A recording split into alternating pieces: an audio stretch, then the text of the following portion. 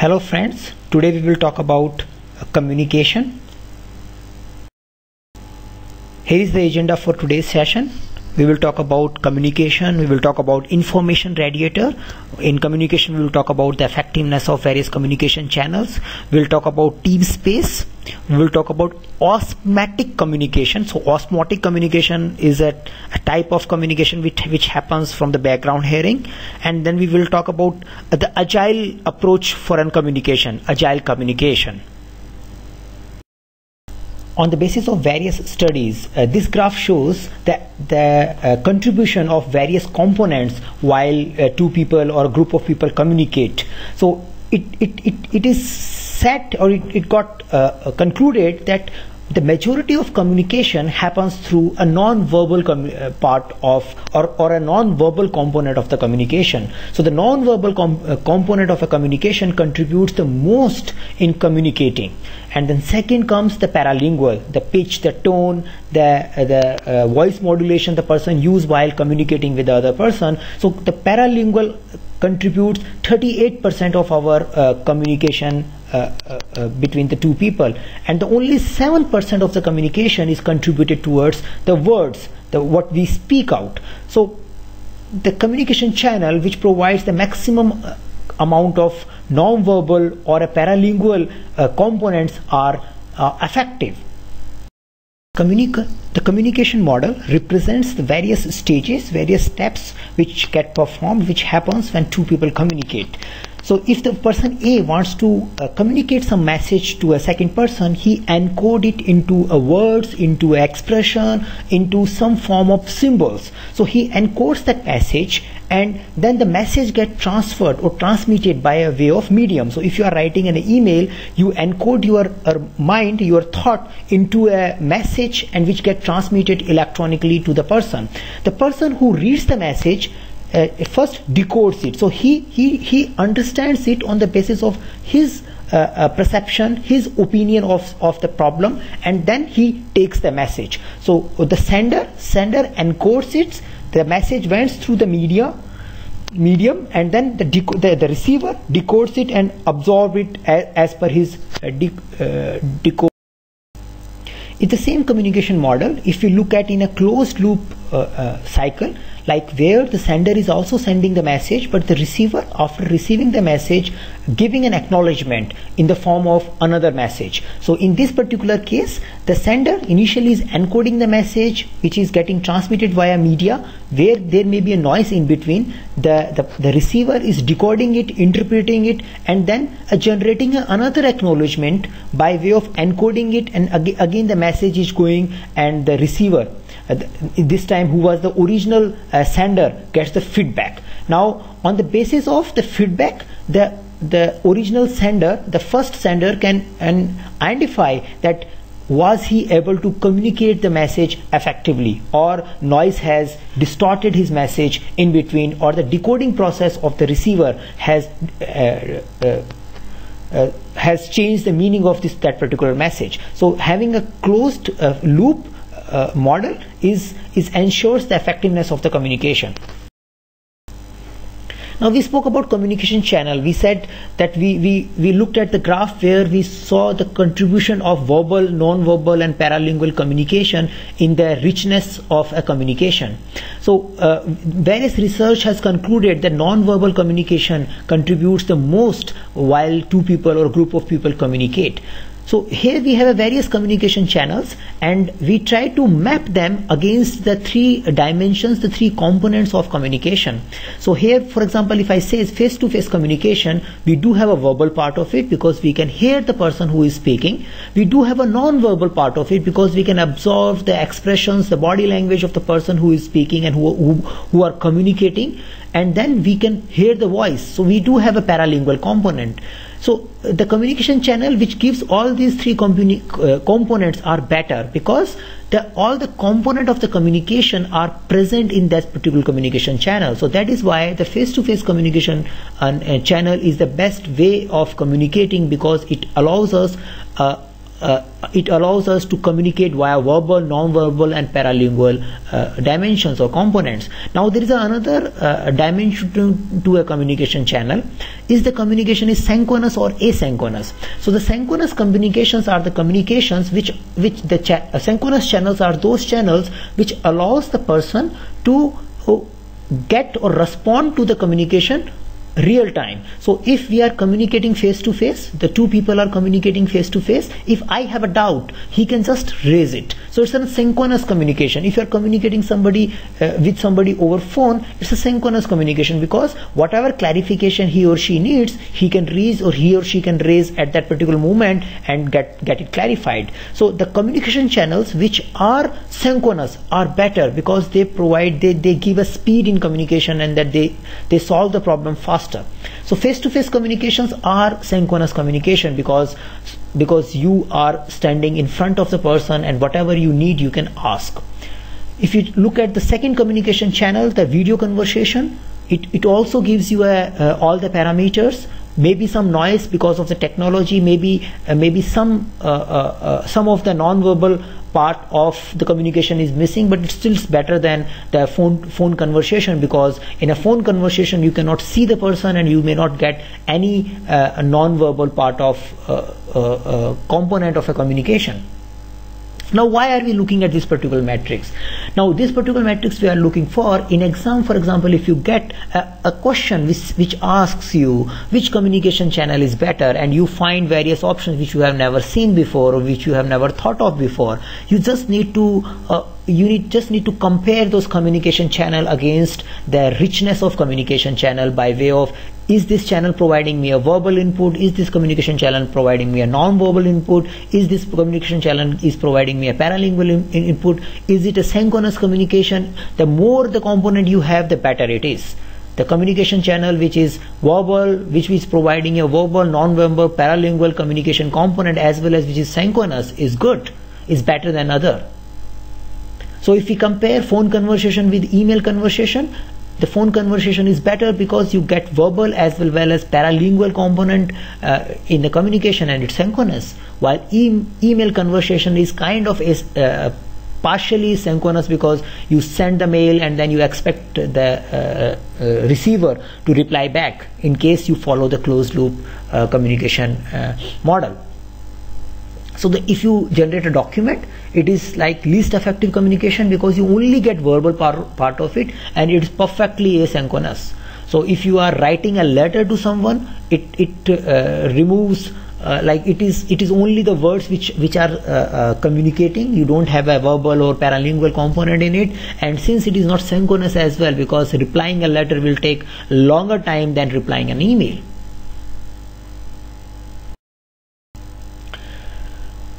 In a communication and in Agile, we speak about that active listening. So listening is also a part of communication. Communication skill is not the only speaking skills, it is also a listening skills. For a project manager, for the scrum master, for the Agile leaders, when we talk about communication, it is not about communicating your thoughts, it's also about listening the others' thoughts, understanding them, and getting the required emotion, required dimension out of that particular conversation. So listening is, again, it requires you to understand, interpret, evaluate what you hear. So the decoding part is a listening part. So when the sender has encoded the message and he has transmitted that message through a medium, the listening, even if you are listening face to face, requires you to understand, which is decoding, understand, interpret, evaluate what you hear, what you read, and how actively you can do it, how well you understand the meaning of those words, the meaning of unsaid emotions, that drives your listening skills. So if you can actively understand the person's thought process who is sending that message, you can feel what he is feeling, your listening skills are better. And having a good listening skills helps the person to resolve conflicts, and it strengthens the relationship and foster understanding among the team members. Now, key elements of active listening. elements like paying attention, providing verbal, non-verbal feedback loops by way of nodding, by way of taking some notes, recognizing the non-verbal communication. Active listeners should be able to understand, recognize the body language, the emotions the person who is speaking, of the person who is speaking. You should provide feedback. You should not be very judgmental about what you are listening. You should defer your judgment till the time the person who is giving you the information explains his complete view. So we active listeners are the one who defer their judgment. They don't respond to the point quickly. They take time. They give the sender or the communicator a full opportunity to explain their point of view, rather than making a judgment on the basis of partially listened information, and then they respond appropriately. So in Agile, or the reference book which we are referring for PMI-ACP, there are three types of listenings which have been discussed. There are three levels of listening rather: internal listening, focused listening, and global listening. Now the internal listening is about a stage of a listener where he does not listen the speaker, but he listens what he is listening from his inside. Means he is interpreting the word he is interpreting the message on the basis of his own perception. So rather than listening the person who is speaking, he think of that this is what this person wants to communicate, and he listen what the receiver, the listener listens his own voice. So he is listening internally rather than he is listening to the person who is speaking.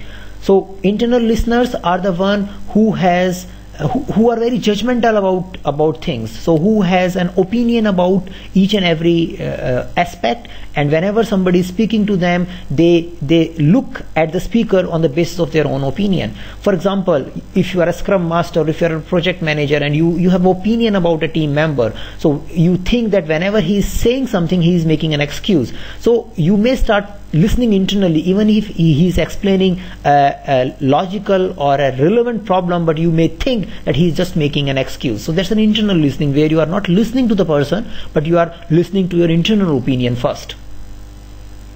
The level 2, which is better than internal listening, is a focused listening. So in a focused listening, you are not listening to yourself. You just remove your internal listening and you are focusing on the person who is speaking.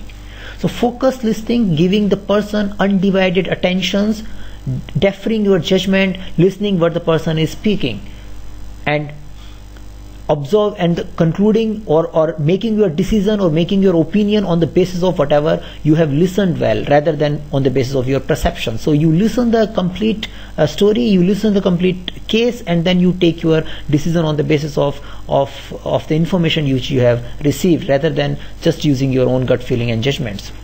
The third level of listening is a global listening. It's a level where you also start hearing the unsaid words, where you start feeling the emotion of the person. You start observing even the change in the temperature of a room. Like it's a very near to the empathetic listening, where you feel, where you start feeling what the speaker is feeling. So the global listening is the final stage, or a third stage of active listening, where you start feeling. You get a feel of the speaker. You understand what he is trying to speak to you, what he is intending to communicate it to you, rather than only focusing on the words and body language. You get an emotional connect with the person, and that is called a global listening, a third level of listening. So as a scrum master, as a project manager, as an agile leader, we should strive to achieve a global listening in our communication. Information radiators. Information radiators, a term invented by Alistair Cockburn. Alistair Cockburn is one of the signatory of Agile Manifesto. Here he says about information radiator: an information radiator displays information in a place where passerby can see it. With information radiator, the passerby don't need to ask any question. The information simply hits them as they passes by. So it's it's a tool which keeps radiating information. So, and whoever get in touch with that area, whoever visit that particular area, get the radiation of that information. Now, with the help of information radiator, team member can see the current state of the project, schedule, task, progress. Anyone who passes by can see the current status of the schedule and the project or an iteration. So, what are the good quality of good information radiators? The information radiators should be brief and concise.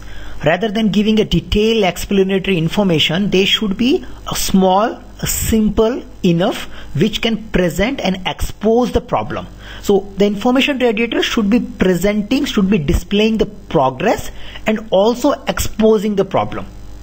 The information radiator should display always the current information, should be transit in nature. The things which are already closed, the issues which are already resolved should not remain on the information radiators. Information radiator should be influential enough. By way of influential, it influences the passerbys to take some decisions, some actions.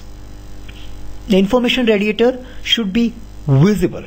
It should be highly visible. You should place your information radiator at an area where maximum number of people can see it, because then only you will get the maximum output of that radiation. The more people get in touch with or get in contact with that information radiator, the more information gets transmitted. And they should be minimal in number, because having more information radiators may confuse or may lose the significance of that particular radiator, because the people who passes by may get distracted by too much information. Some examples: a burn down chart, be it release burn down or a sprint burn down chart, is a good information radiator. Most of the team uses a burn down chart as a primary first information radiator. And for a iteration level monitoring, task board or a Kanban board is a good information radiator. Seeing things at a task board is a good way of managing task as well as communicating the progress and the amount of work done in a particular sprint.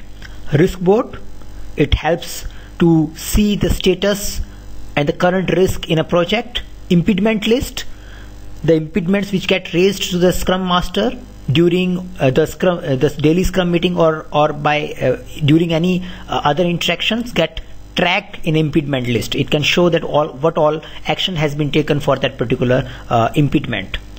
We can also have an automated build report, a build report which is demonstrating or showing the status of a build or status of a past few builds, which helps the people to know like how many builds are getting successfully generated in the first try. So these are the few examples of information radiators. Team space. Now, team space is a topic talks about how do we organize the work area for our development team, for our Scrum team, or for an Agile team. Why it is in a communication? Because we should have a team space which facilitates face-to-face communication, which facilitates the visual information radiators, which facilitates people using information radiators or having information radiators in their work area. Should have enough space for the individuals working, should have good hygiene condition, should have minimal destruction, and everybody vital to the project should confine to the one room. It's like an ideal team space where we talk about war room. War room is a room where anyone, like everybody who's vital to the project, who's required to take a decision for a project, is confined to the room. So ideal team space, we should have everybody co-located.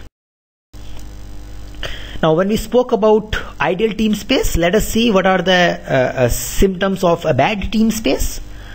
So people are not communicating. They are just busy in doing their own work. Sitting arrangement by job description.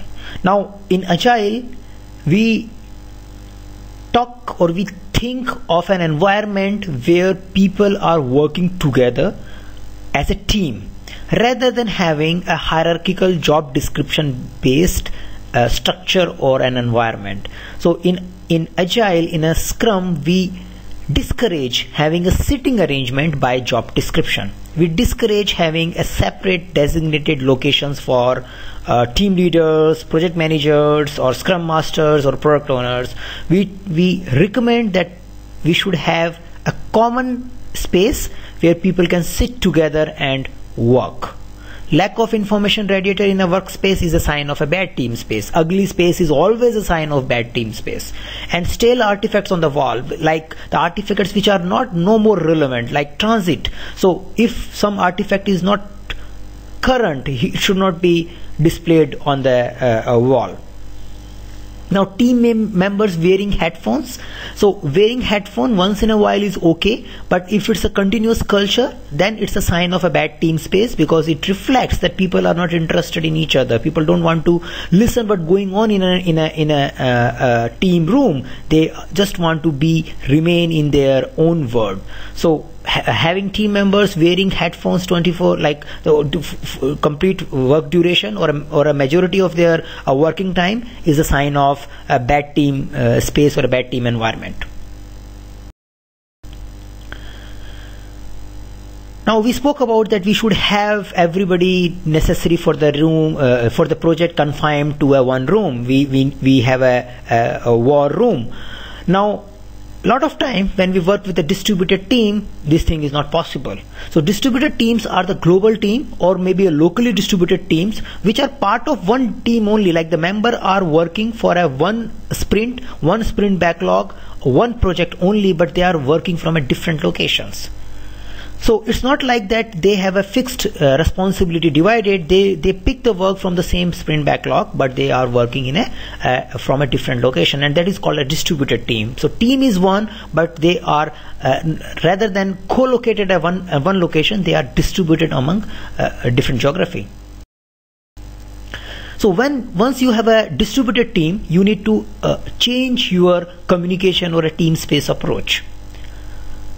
Like in Agile, we talk about that lot of things can be discussed via conversation, having a verbal communication between the team member and product owner. But once you have a distributed team, you may need to have a formal logging system where, or in a way of a wiki, where you record the details. Because since there is a distance, since there is a time gap, you will need to have a formal logging system to log your discussions, because that helps in maintaining the knowledge base. Now you need to use a structure, you need to use an explicit role. You may need to have a communication matrix while you are following a distributed model. You also need to exploit the technology by way of using Skype or a video conferences, by way of using video chat while working, by using a video communication while doing a daily stand-up meeting.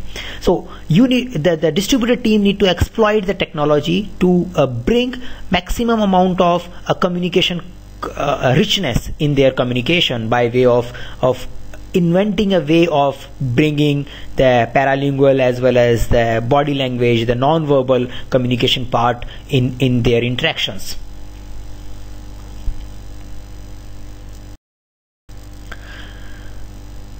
Osmotic communication.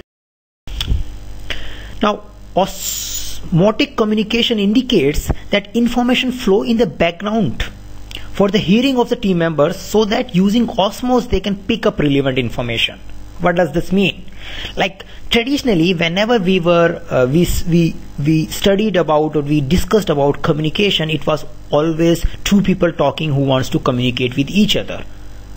So if I want to communicate something, I am talking to you. So that is a normal communication model we have been reading about. Even in the previous slide, we discussed a model where a sender is sending the information and receiver is receiving the information. So assume a condition where sender and receivers are in action, and there is a third person who is also receiving information, because he is hearing this information in his background.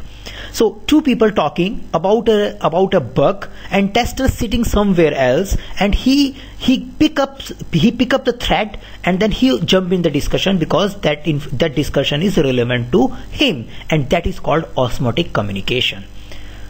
So it is a communication which a background hearing.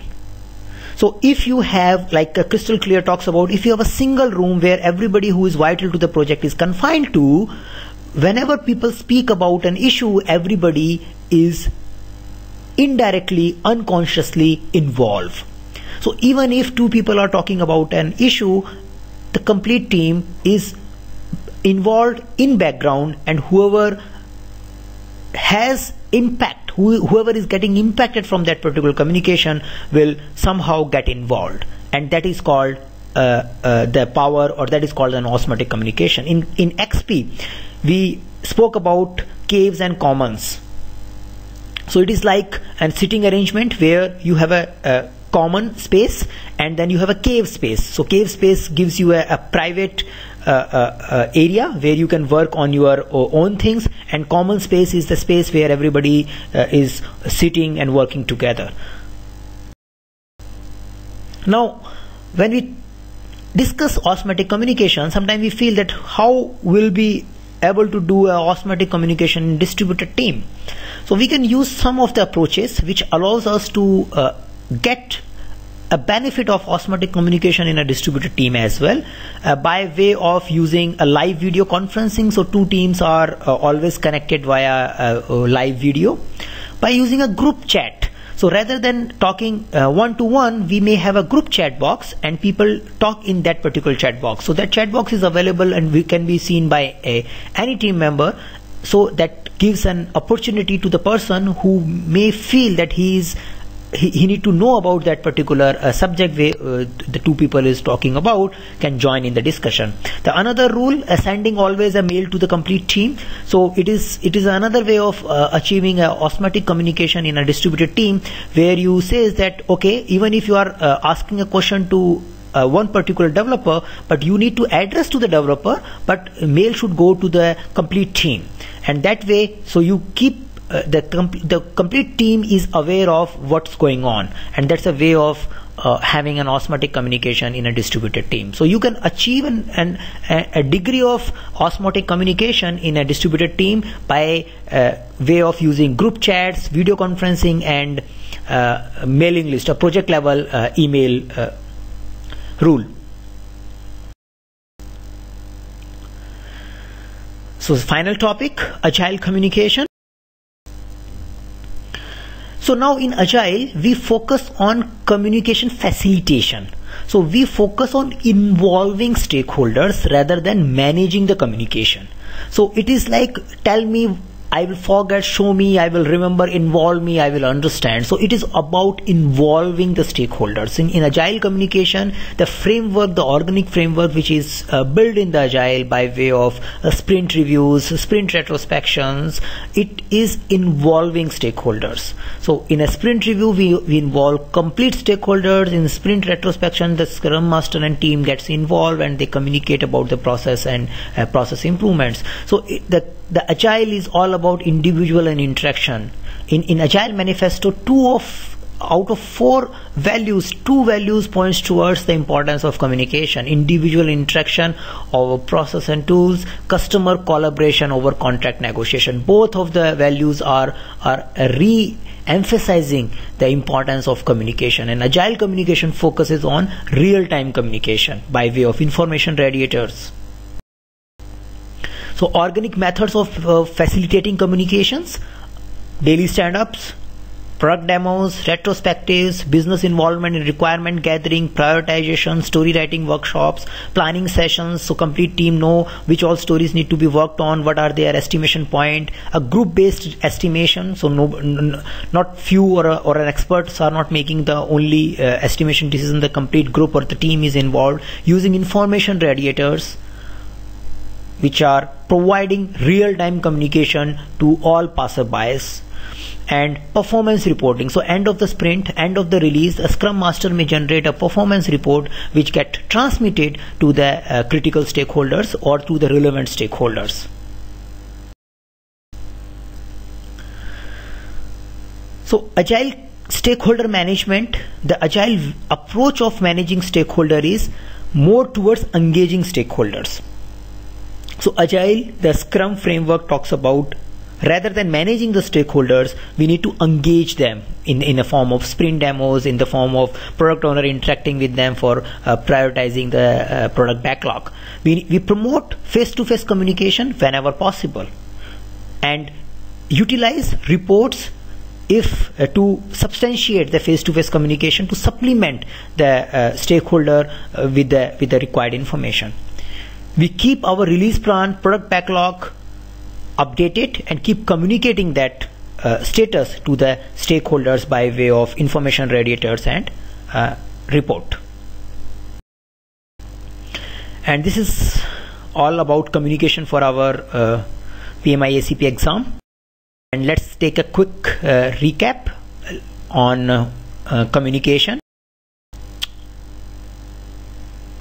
So most effective way of communicating information is face-to-face communication. So face-to-face communication with whiteboard is the better than face-to-face communication, because that also gives you a modeling tool in hand. But face-to-face communication, irrespective of agile, traditional or any methodology, is always a better way of communicating. It's a kind of a universal fact rather than agile fact.